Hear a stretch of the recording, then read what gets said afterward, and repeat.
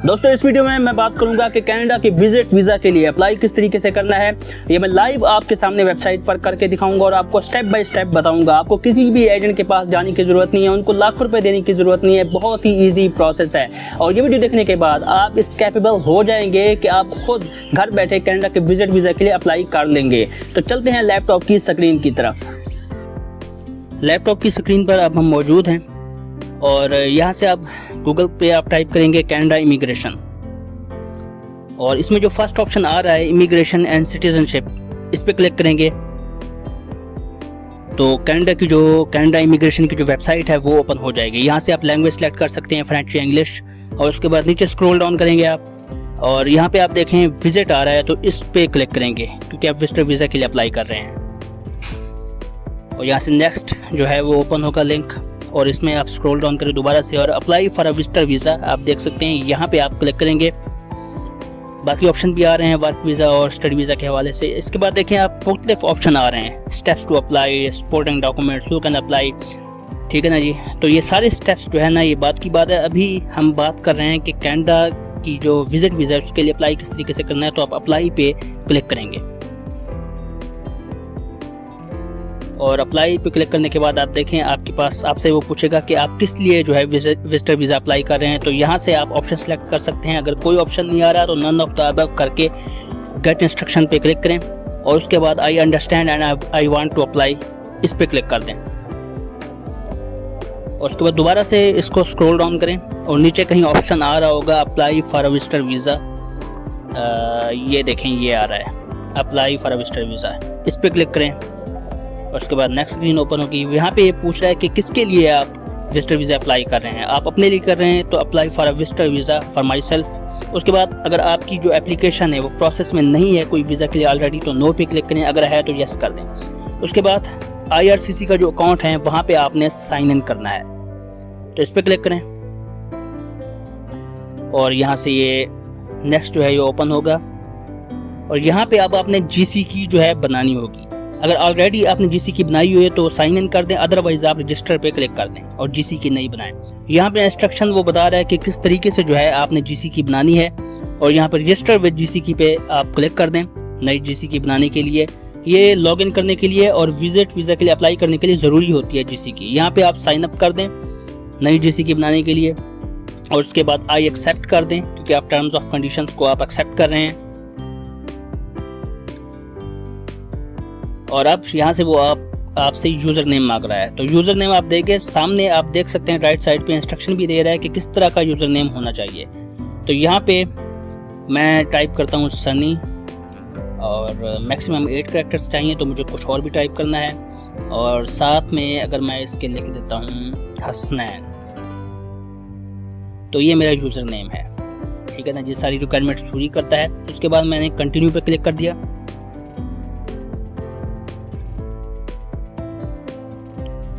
अब नेक्स्ट अब वो मांग रहा है कि पासवर्ड जो है ना आप अप्लाई करें तो पासवर्ड यहाँ पर हम देंगे, इसकी भी इंस्ट्रक्शंस मेंशन है आगे, ठीक है ना। 8 से 16 कैरेक्टर्स का होना चाहिए। राइट साइड पर आप देख सकते हैं पासवर्ड दिया, उसके बाद दोबारा इसकी कंफर्मेशन देनी है, दोबारा यही पासवर्ड आपने टाइप करना है, ठीक है ना जी। मैच करना चाहिए। उसके बाद कंटिन्यू पे आपने क्लिक कर दिया, यूज़र नेम पासवर्ड आपका आ गया।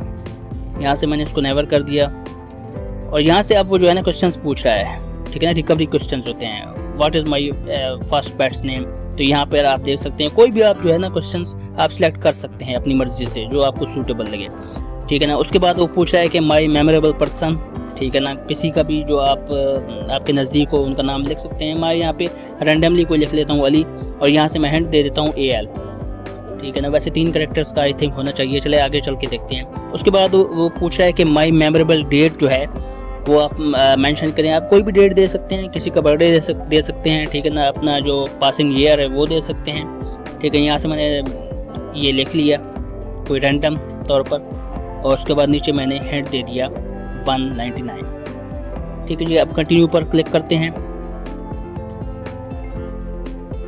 और यहाँ से एक एरर आ गया है, आई थिंक वो कह रहा है कि जो अली है तो जो उसका हिंट है वो एटलीस्ट 3 कैरेक्टर्स का होना चाहिए जो हिंट आपने देना है। तो यहाँ से मैं फिर कोई और मैं ALI लिख देता हूँ, अली लिख देता हूँ और दोबारा से मैंने कंटिन्यू पर क्लिक कर दिया। उसके बाद वो ऑप्शनल अकाउंट रिकवरी मांग रहा है, तो यहाँ पर आप ईमेल एड्रेस देंगे और उसके बाद उसकी कंफर्मेशन के लिए दोबारा वही सेम ईमेल एड्रेस देंगे। ठीक है ना जी। ये रिकवरी अकाउंट के लिए होता है कि आपका अकाउंट अगर रिकवर करना हो तो उसके लिए। ठीक है, आप अपना ईमेल एड्रेस कोई भी जो है जो एक्टिव हो यहाँ पर आप डाल दीजिए, उसकी कंफर्मेशन दे दीजिए और उसके बाद कंटिन्यू पर दोबारा से क्लिक कर दीजिए। और यहाँ से जो है आपकी जीसी की बन चुकी है। कंटिन्यू पर दोबारा क्लिक कीजिए और यहाँ से वो जो है कंफर्मेशन कोड मांग रहा है। जो ईमेल एड्रेस आपने दिया है उस पर उसने कोई कोड भेजा है, वहाँ से आपने कॉपी करना है और यहाँ पर आपने पुट करना है। ठीक है ना। तो जो ईमेल एड्रेस आपने दिया है उस पर जाइए, ये देखिए कोड आ रहा है सामने, तो इसको कॉपी कीजिए और यहाँ से जाइए दोबारा और यहाँ पर पेस्ट कर दीजिए और कंटिन्यू पर क्लिक कर दीजिए। ठीक है ना। तो जो कोड है वेरीफाई हो चुका है सक्सेसफुली और दोबारा कंटिन्यू पर क्लिक कीजिए। आपका जीसी की जो है वो साइन अप हो चुका है। अब यहाँ से अब आप जो है ना लॉग इन हो सकते हैं। ठीक है ना जी। दोबारा से यहाँ पर आप कंटिन्यू कर दीजिए इसको। अब आप साइन इन हो सकते हैं अपनी जीसी की जो आपने बनाई थी यूज़र नेम और पासवर्ड जो आपने दिया था। ठीक है ना। उसके ज़रिए आप अपनी जो जीसी की है उस पर आप लॉग इन हो सकते हैं। आप यहाँ से इंग्लिश सेलेक्ट कर लीजिए। ठीक है ना। फ्रेंच भी कर सकते हैं अगर आपको आती है इंग्लिश, लेकिन हम सेलेक्ट कर रहे हैं यहाँ पर। और अब साइन इन विद जीसी की जो है यहाँ पर कर दीजिए।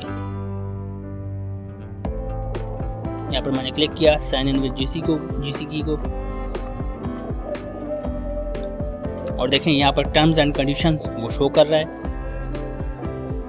और यहाँ हमने क्लिक कर दिया आई एक्सेप्ट को कि हमें सारी जो टर्म्स एंड कंडीशंस हैं वो एक्सेप्ट है। ठीक है जी। यहाँ पे हम दोबारा स्क्रॉल डाउन करेंगे और यहाँ से वो कुछ चीज़ें मांग रहे हैं कंफर्मेशन के लिए।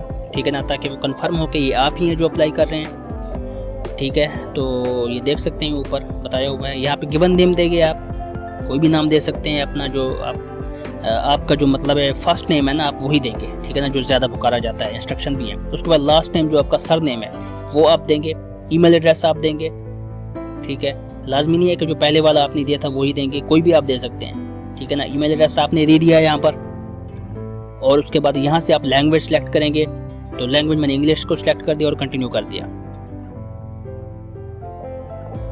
अब नेक्स्ट स्क्रीन ओपन हुई। यहाँ से वो सिक्योरिटी क्वेश्चंस वगैरह मांग रहा है। अब कोई भी जो है ना क्वेश्चन अपनी मर्जी से लिख सकते हैं, उसके बाद उनका आंसर भी दे सकते हैं। ठीक है ना, ये आपकी याददाश्त के लिए है कि किसी भी अगर हाल में अगर आपका अकाउंट जो है वो रिकवर करना हो, आपको पासवर्ड नहीं भूल जाता है या हैक हो जाता है, तो उस सूरत में आप रिकवर कर सकते हैं। तो सिक्योरिटी क्वेश्चंस आप अपनी मर्जी से दे सकते हैं। ठीक है ना, कोई भी। मैं यहाँ पे लिख लेता हूँ व्हाट इज़ माई निकनेम। ठीक है, यहाँ पे मैं आंसर लिख लेता हूँ सनी या फरहान। ठीक है ना, FAR। उसके बाद ये इस तरीके से आप पुटअप करेंगे अपनी मर्जी से और दोबारा कंटिन्यू पर क्लिक कर दीजिए। ठीक है ना, तो फरहान अहमद के अकाउंट्स जो है उसके नाम से ये बन चुका है, आप देख सकते हैं। ठीक है, लेकिन प्रोसेस जो है अभी तक कंप्लीट नहीं हुआ। आप नीचे आएंगे, स्क्रॉल डाउन करेंगे तो apply to come to Canada आ रहा है, इस ऑप्शन पे क्लिक कीजिए और यहाँ पे आप दोबारा से स्क्रॉल डाउन ऊपर वाले हिस्से को छोड़ दीजिए, नीचे आ जाइए, स्क्रॉल डाउन कीजिए और यहाँ पर आप देखेंगे एक तो visitor visa study and work permit, इस पर आप क्लिक कर दीजिए क्योंकि आप विजिटर वीज़ा के लिए अप्लाई कर रहे हैं। ठीक है ना, एक्सप्रेस एंट्री का प्रोग्राम भी आ रहा है, उस पर भी वीडियो जल्द में बनाऊंगा, वो भी बहुत ज़रूरी वीडियो है। तो यहाँ पर देखिए, तो यहाँ से जो है वो आपसे कुछ क्वेश्चंस पूछ रहा है कि आप एलिजिबल भी हैं कनाडा पे अप्लाई करने के लिए। तो यहाँ से वो पूछ रहा है कि what would you like to do in Canada, तो आप कहेंगे विजिट। इसके बाद वो पूछ रहा है कि कितना आप स्टे करेंगे, 6 महीने, और कुछ भी आप सिलेक्ट कर सकते हैं जो। तो यहाँ से आप पासपोर्ट का वो मांग रहा है, कोड मांग रहा है, तो पाकिस्तान है तो पाक आप सिलेक्ट करेंगे। यहाँ से आपकी करंट जो कंट्री है जहाँ पे आप रह रहे हो, तो हमारा पाकिस्तान है तो पाकिस्तान हम सिलेक्ट करेंगे, इंडिया वाले इंडिया सेलेक्ट कर सकते हैं। उसके बाद फैमिली मेम्बर कोई कनाडा में मौजूद है तो आप कहेंगे नो, कोई मौजूद नहीं है कनाडा में, अगर है तो यस कर देंगे। उसके बाद डेट ऑफ बर्थ अपनी डालेंगे, जो आपकी डेट ऑफ बर्थ हो वो यहाँ पे पुटअप करेंगे। ठीक है जी, और यहाँ से मैं कोई रैंडमली यहाँ पे पुट कर देता हूँ 98 और मंथ मैं सितंबर सेलेक्ट कर देता हूँ और डेट मैं 18 सेलेक्ट कर देता हूँ। ठीक है ना जी, सही है। आपने डेट ऑफ बर्थ जो है ना अपनी DOB डालनी है और नेक्स्ट पे मैं क्लिक कर देता हूँ। तो प्रोसेस जो है ना इतना लंबा दिखने में आ रहा है क्योंकि मैं समझा रहा हूँ, प्रोसेस इतना ज़्यादा लंबा नहीं है। जब आप खुद करने बैठेंगे तो 10 मिनट के अंदर ही अप्लाई कर लेंगे। यहाँ से वो पूछ रहा है कि परमानेंट रेजिडेंट नहीं है तो नो कर देंगे, नेक्स्ट। और उसके बाद यहाँ से यूनाइटेड स्टेट में तो कोई आपका नहीं है परमानेंट रेजिडेंट, जिसको PR मिली हुई हो तो नो कर देंगे यहाँ पर, अगर है तो यस कर देंगे। नेक्स्ट पे उसके बाद दोबारा क्लिक करेंगे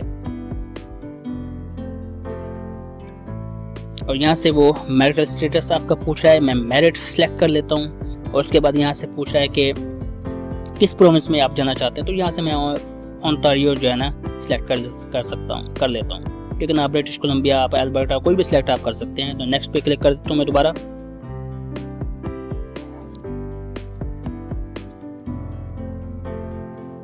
और यहाँ से आप देखें कि रिजल्ट जो है वो आ चुका है। आप जो है एलिजिबल हैं, जो विजिटर वीज़ा है, ठीक है ना, 6 महीने के लिए आपको मिलेगा, उसके लिए एलिजिबल हैं। इसकी जो फ़ी होगी वो $100 होगी कैनेडियन, और आप एयर बाई एयर, कार, बस और ट्रेन और बोट के जरिए आप जा सकते हैं। मैं कंटिन्यू पर दोबारा क्लिक करता हूँ। ठीक है ना, आगे हम प्रोसेस करते हैं मज़ीद। 6 महीने के लिए आपको ये वीज़ा मिलेगा। ठीक है ना, जो बंदे इसके लिए एलिजिबल होंगे, सिर्फ एलिजिबिलिटी भी रिक्वायर्ड नहीं है, आगे आपने पूरा प्रोसेस करना है और अप्लाई करना है। आगे वो फिर आपको स्टेटस बताएंगे कि आपका वीज़ा जो है एक्सेप्ट है या रिजेक्ट है। ये इतना देर क्यों लगा रहा है यार, लगता है नेट का थोड़ा सा इशू आ रहा है। सेकंड अभी हो जाता है ये। $100 जो है आपकी विजिट वीज़ा की फ़ी होगी और $85 आपकी बायोमेट्रिक की फ़ी होगी। बायोमेट्रिक भी आपने करानी होगी। ठीक है ना, अगर आपने ऑलरेडी कभी कराई हुई है तो आपको दोबारा कराने की ज़रूरत नहीं है, तो जस्ट आपकी ये फ़ी होगी। तो देखें ये स्क्रीन ओपन हो चुकी है। ठीक है ना, आप दोबारा से यहाँ पर जो है आप कंटिन्यू पर क्लिक कर दीजिए। ठीक है, ऑलमोस्ट हो ही गया ये एलिजिबिलिटी।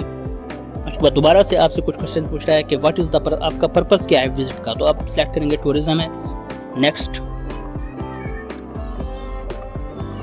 उसके बाद पूछ रहा है कि जॉब जो है वो आपकी है अपनी कंट्री में, आप कहेंगे यस, अगर नहीं है तो नो सेलेक्ट करेंगे। और बिजनेस मैं सेलेक्ट करूँगा नो। ठीक है ना, कोई बिजनेस इस वक्त नहीं है मेरा। और उसके बाद किसी की फिनेंशियल सपोर्ट है आपको, मैं कहूँगा नो सेलेक्ट किया। उसके बाद कि आपकी कोई ट्रैवल हिस्ट्री है, ट्रैवल किया, मैंने यस सेलेक्ट करके नेक्स्ट कर दूँगा अगर आपकी ट्रैवल हिस्ट्री है। तो ट्रैवल हिस्ट्री वैसे लाजमी है कनाडा की विजिटर वीज़ा के लिए। उसके बाद दोबारा से आपसे पूछ रहा है कि आपका जो है किसी के लिए आप अप्लाई कर रहे हैं कनाडा में, मतलब जाने के लिए, आप कहेंगे नो। उसके बाद नेक्स्ट कर दिया मैंने। उसके बाद दोबारा से आप पूछेगा कि आप कभी अरेस्ट तो नहीं हुए, कोई जुर्म तो नहीं किया, मैंने कहूँगा नो पर क्लिक कीजिए और उसके बाद नेक्स्ट कर दीजिए। क्रिमिनल रिकॉर्ड आपका नहीं होना चाहिए, अदरवाइज मुश्किल होगा। उसके बाद मेडिकल एग्जाम अगर आपने पास किया हो, ठीक है ना, IRCC के फिजिशियन से जो उससे ऑथराइज्ड हो तो यस कर दें, अदरवाइज नो कर दें, कोई इशू नहीं है। ठीक है ना, कंपल्सरी नहीं है इतना। तो नेक्स्ट पे क्लिक कर दिया।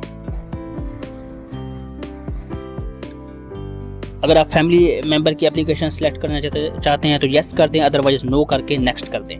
नो कर दिया मैंने। तो यहाँ से अगर आप देखें, अगर आप ट्रैवल एजेंट के थ्रू कर रहे हैं तो फर्स्ट वाला ऑप्शन ये देखें, ये आ रहा है, इसको क्लिक करेंगे। अगर आप खुद कर रहे हैं तो नो कर देंगे। मैं खुद कर रहा हूँ तो नो कर दिया और नेक्स्ट कर दिया। ठीक है ना, क्योंकि मैं खुद अप्लाई कर रहा हूँ। उसके बाद आप देखें आगे वो पूछ रहा है कि 10 साल के दौरान आपने कोई फिंगरप्रिंट दिया हो या कनाडा आए हो, आप नो कर दें, उसके बाद नेक्स्ट कर दें। उसके बाद फिर वो पूछ रहा है कि आप फ़ी आप पे करेंगे या एग्जाम्प्ट हैं, तो हम एग्जाम्प्ट नहीं हैं, हम पे करेंगे और इसको सिलेक्ट करके नेक्स्ट कर देंगे। ठीक है ना, फ़ी हम पे करेंगे विजिटर वीज़ा की। उसके बाद पूछ रहा है कि आप डिजिटल जो कॉपीज़ हैं, ठीक है ना, वो स्कैन कर सकते हैं, ठीक है ना, और अपलोड कर सकते हैं। हम कहेंगे यस, हम कर सकते हैं और नेक्स्ट पे क्लिक कर देंगे। ठीक है ना, आपने स्कैन करना होगा अपने डॉक्यूमेंट्स को। ठीक है, उसके बाद पूछ रहा है कि आप अपनी एप्लीकेशन को जो है वो ऑनलाइन पे करेंगे। ठीक है ना, पूछ रहा है वो क्रेडिट कार्ड और मतलब मुख्तलिफ ऑप्शन दिए हुए हैं, मास्टर कार्ड वगैरह, तो आप कहेंगे येस, मैं ऑनलाइन पे करूँगा और नेक्स्ट पर क्लिक कर दें। बहुत इजी प्रोसेस है, बहुत कोई मसला ही नहीं है। उसके बाद देखें आप अपने आंसर जो हैं आपके सामने आ चुके हैं, जो आपने दिए थे, आप इनको रिव्यू कर सकते हैं। ये जो पेंसिल का निशान आ रहा है, इनसे एडिट भी कर सकते हैं अगर किसी में कोई गलती हो, और कंटिन्यू कर दें अपने सारे ऑप्शंस को रिव्यू करने के बाद। अब देखें ये स्क्रीन ओपन हो चुकी है। यहाँ पे 4 स्टेप्स आपको दिए होंगे। इस तरीके से जो है ना आपने इन 4 स्टेप्स को फुलफिल करना है। आपने डॉक्यूमेंट्स की जो है वो उनको स्कैन करना है, उनकी फ़ोटोज़ वगैरह बनानी है, और बताया गया है कि कौन कौन से फॉर्मेट होने चाहिए। PDF है, JPG फॉर्मेट है। उसके बाद जो है साइज़ भी बताया होगा कि किस साइज़ से ज़्यादा जो है ना नहीं होनी चाहिए आपकी जो मतलब है फाइल है। ठीक है ना, तो इसके बाद कंटिन्यू कर दें इन सारी इंस्ट्रक्शंस को पढ़ने के बाद। ठीक है, और यहाँ पे वो डॉक्यूमेंट्स की चेकलिस्ट दे रहा है, और यहाँ पर आप देख सकते हैं ये फाइनल हम स्टेज में तकरीबन आ चुके हैं। यहाँ पर और यहाँ पे आप अगर इस पर क्लिक करेंगे तो ये जो फॉर्म है विजिटर वीज़ा का ये डाउनलोड होना शुरू हो जाएगा। डाउनलोड हो जाएगा, उसके बाद आप इसको फिलअप करेंगे, ठीक है ना। फिलअप करने के बाद आप उसको स्कैन करेंगे और यहाँ से जो इसके सामने ऑप्शन आ रहा है, ठीक है ना, ये देखें ये डाउनलोड अब हो रहा है, तो उस पर अपलोड कर देंगे। अगर यहाँ पे आप सवाल निशान पे क्लिक करेंगे तो ये आपको बताएगा कि मतलब है क्या क्या जो है आप ये जो अपलोड फाइल है इस सेक्शन में डाल सकते हैं, ठीक है ना। ट्रैवल हिस्ट्री में आप देखें बोर्डिंग पासेस है, वैलिड वीज़ाज हैं, ठीक है ना। आप ट्रैवल हिस्ट्री के मुताबिक डॉक्यूमेंट्स डाल सकते हैं। इनको एक ही फाइल में आपने करना है, एक PDF में, क्योंकि एक ही PDF की जगह है। ये देखें फिनेंशियल, इसमें बैंक स्टेटमेंट आ रहा है, पे स्लिप्स वगैरह आ रही हैं, ठीक है ना, एसेट्स वगैरह आ रहे हैं, एम्प्लॉयमेंट लेटर आ रहा है। तो इनको एक ही फाइल बना के, एक ही PDF फॉर्मेट में बना के इनको सामने आप अपलोड कर सकते हैं, जो फिनेंशियल सपोर्ट का आ रहा है। इस तरीके से आपको ट्रैवल हिस्ट्री के वो भी आप अपलोड कर सकते हैं। ये फैमिली इन्फॉर्मेशन आप देख सकते हैं यहाँ पर आ रहा है, इस पर क्लिक करेंगे तो फॉर्म डाउनलोड होगा,